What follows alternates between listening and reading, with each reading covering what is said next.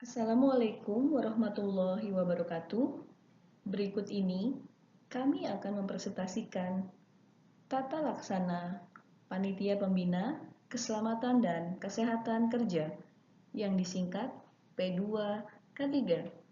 Materi ini disusun oleh Lisa Septiani dan Realino David.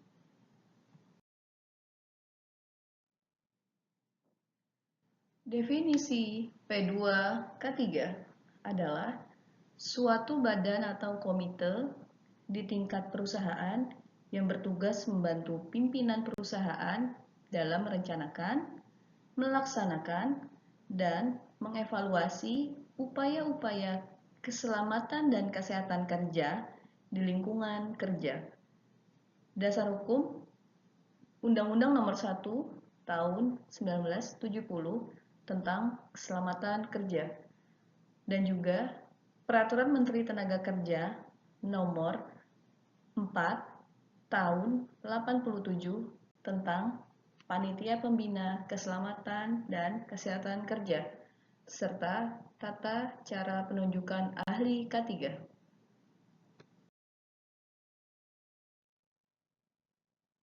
Tujuan dan manfaat P2K3 yang pertama, mencegah kecelakaan kerja dan penyakit akibat kerja. Ini adalah tujuan paling mendasar. P2K3 dibentuk untuk mengidentifikasi potensi bahaya dan resiko di tempat kerja, serta merumuskan dan mengawasi pelaksanaan langkah-langkah pencegahan. Yang kedua, meningkatkan kesadaran dan budaya K3. P2K3 berperan dalam menyebarkan informasi dan meningkatkan kesadaran seluruh pekerja mengenai pentingnya K3. Hal ini diharapkan dapat membangun budaya kerja yang aman dan sehat. Yang ketiga, mendorong kerjasama. P2K3 merupakan wadah kerjasama antara pengusaha atau manajemen dan pekerja dalam menangani masalah-masalah K3. Dengan adanya forum ini, diharapkan terjalin komunikasi dan partisipasi yang efektif dari semua pihak. Yang keempat, mematuhi peraturan dan hukum. Pembentukan P2K3 adalah kewajiban bagi perusahaan tertentu berdasarkan peraturan perundang-undangan di bidang K3. Dalam bentuk P2K3, perusahaan berupaya untuk mematuhi peraturan yang berlaku dan menghindari sanksi. Yang kelima, meningkatkan produktivitas. Lingkungan kerja yang aman dan sehat akan menciptakan rasa nyaman, percaya diri bagi pekerja dalam menjalankan tugasnya. Hal ini pada akhirnya dapat meningkatkan efisiensi dan produktivitas kerja. Yang keenam, meningkatkan reputasi perusahaan. Perusahaan yang memiliki komitmen terhadap K3 dan memiliki P2K3 yang berfungsi dengan baik akan memiliki citra yang positif di masyarakat, calon karyawan, dan mitra bisnis.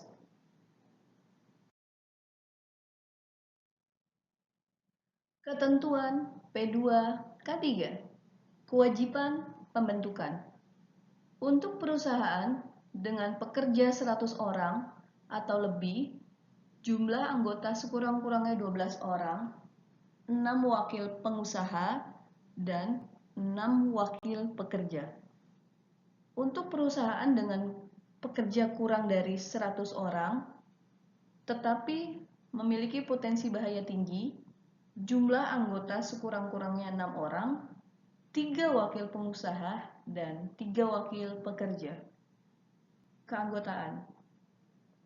Susunan P2K3 terdiri dari unsur pengusaha dan pekerja dengan struktur minimal meliputi 1. Ketua, biasanya pimpinan perusahaan. 2. Sekretaris, biasanya ahli K3. 3. Anggota dari berbagai departemen.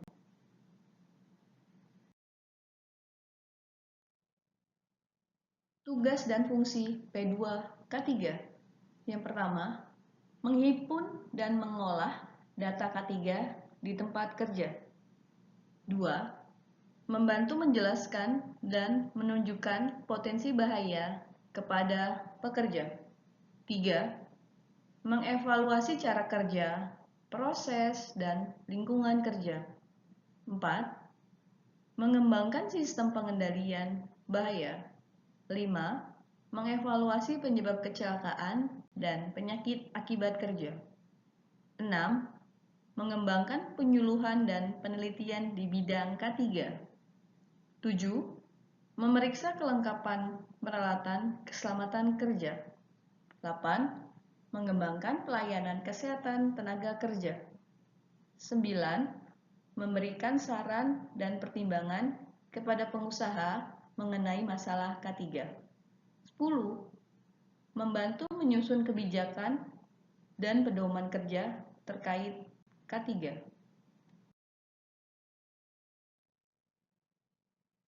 Langkah kerja pelaksanaan P2K3.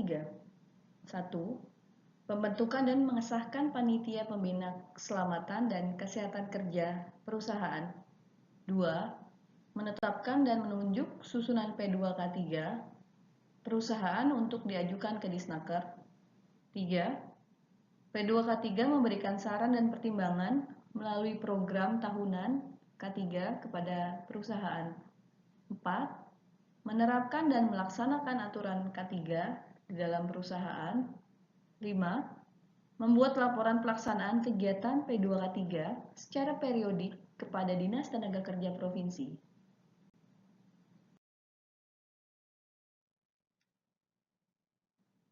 Ini adalah contoh surat pembentukan dan pengesahan Pembina Keselamatan dan Kesehatan Kerja P2K3. Ada ketua, wakil ketua, sekretaris, dan anggota.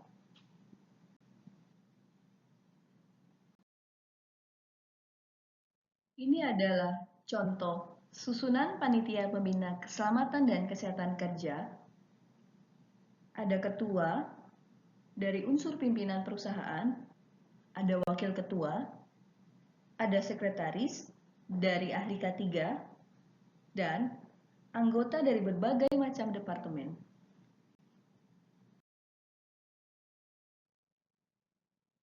Ini adalah contoh program kerja K3 tahunan. Unsur pimpinan berkomitmen terhadap kegiatan K3.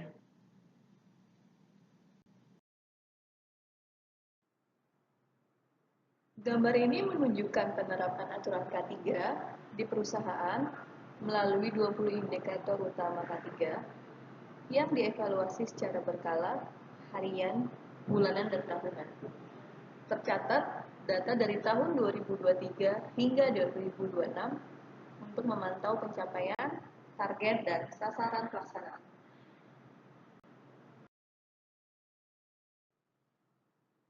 Laporan P2K3 triwulan kepada dinas provinsi terkait, meskipun tidak ada format baku yang secara spesifik ditetapkan dalam peraturan tersebut. Laporan 3 bulan P2K3 umumnya berisi informasi mengenai yang pertama, data umum perusahaan.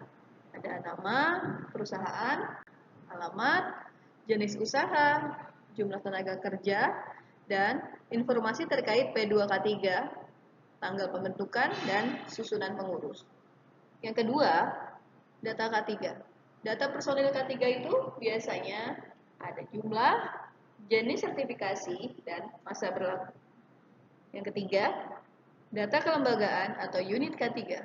Selain P2K3, data tersebut ada tim tanggap darurat dan petugas P3K. Yang keempat, data sarana dan prasarana K3. Ada jenis dan jumlah sarana prasarana, ada kondisi, masa berlaku, dan juga mencakup statistik kecelakaan kerja dan penyakit akibat kerja. Ada jumlah kasus, tingkat frekuensi, tingkat keparahan, dan jam kerja hilang. Yang kelima, data penghargaan K3 yang pernah diraih oleh perusahaan. Yang keenam, kegiatan K3. Kegiatan K3 itu yang telah dilaksanakan selama 3 bulan terakhir. Ada rapat rutin P2K3, ada pelaksanaan program K3, contohnya inspeksi K3, pelatihan K3, sosialisasi K3, simulasi keadaan darurat, pemeriksaan kesehatan tenaga kerja, ada tahap proses evaluasi K3, mana tahap evaluasi ini kita melihat prosedur, peralatan, dan lingkungan kerja. Tindak lanjut dari temuan inspeksi dan investigasi kecelakaan kerja, ada promosi K3, misalnya pemasangan poster dan safety talk. Yang ketujuh, hambatan dan kendala. Permasalahan yang dihadapi dalam pelaksanaan program K3 akan dibawa dalam meeting P2 K3. Yang ke-8, ada saran dan rekomendasi. Usulan perbaikan dan peningkatan K3 kepada pihak manajemen atau Dinas Tenaga Kerja. Yang 9, laporan berbentuk kesimpulan dan harapan tindak lanjut. 10, ada lampiran dokumen pendukung seperti notulen rapat, foto kegiatan, daftar hadir pelatihan, dan lain-lain. Yang 11, ada pengesahan. Ada tanda tangan ketua dan sekretaris P2K3 serta stempel perusahaan. Gambar ini menampilkan contoh laporan P2K3 triwulan dari perusahaan. Laporan tersebut terdiri dari data umum perusahaan seperti alamat, jumlah pekerja, dan struktur organisasi P2K3. Ada data K3 meliputi data kecelakaan kerja, penggunaan APD, jumlah pelatihan, SOP, dan inspeksi. Kegiatan P2K3 seperti rapat, penyusunan rencana kerja, pelaksanaan pelatihan, dan tindak lanjut hasil inspeksi. Dokumen ini disusun untuk dilaporkan ke Dinas Ketenagakerjaan sebagai bagian dari kewajiban pelaporan P2K3.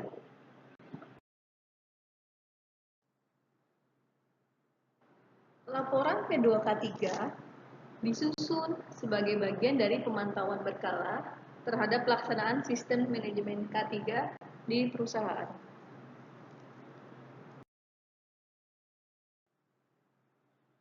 Tujuan pelaporan P2K3 ialah memberikan informasi kepada Dinas Tenaga Kerja mengenai kegiatan K3 yang telah dilakukan perusahaan.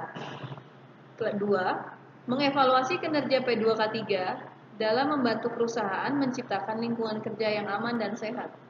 Yang ketiga, mengidentifikasi potensi masalah dan area yang perlu ditingkatkan dalam upaya K3 perusahaan.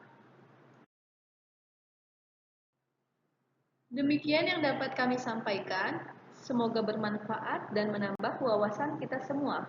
Terima kasih atas perhatian dan waktunya. Assalamualaikum warahmatullahi wabarakatuh.